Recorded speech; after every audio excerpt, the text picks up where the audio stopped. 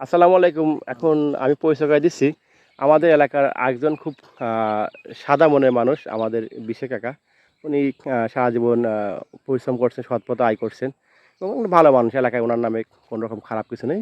সবসময় মানুষের কল্যাণে উনার সামর্থ্য মতো চেষ্টা করে। আচ্ছা কাকা, আমি জানতে চাচ্ছি আপনার কাছে জীবনের সফলতা মানে কি? সফলতা আর কি কব, গরিব মানুষ সফলতা কি থাকে? মানে আপনার সফলতা বলতে কি বোঝেন আপনি?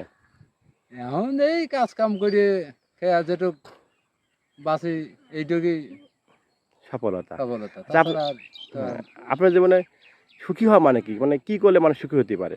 আপনার কি মনে সুখী হয়? মানে যেটুক কাজ করে খেয়া যেটুক হয়েছি, হ্যাঁ, এর চাইতে বড় সুখী আর কিছু নাই। এই সুখ মনে মানে করি। সারাদিন মাঠে কাজ করে হ্যাঁ, এই যে বাসায় যে রান্না ছোটকালে ক্ষেত্রে একদম গেদা কাল ক্ষেত্রেই ধরো আর কি। ও সারাদিন মাঠে কাজ করে যে টাকাটা পান হ্যাঁ, এই টাকাটা এইটুকুই সুখ, এই তাছাড়া থেকে আর কিছু দরকার নাই। আচ্ছা আপনি যে জীবনে কি কারোর জন্য কিছু করেছেন?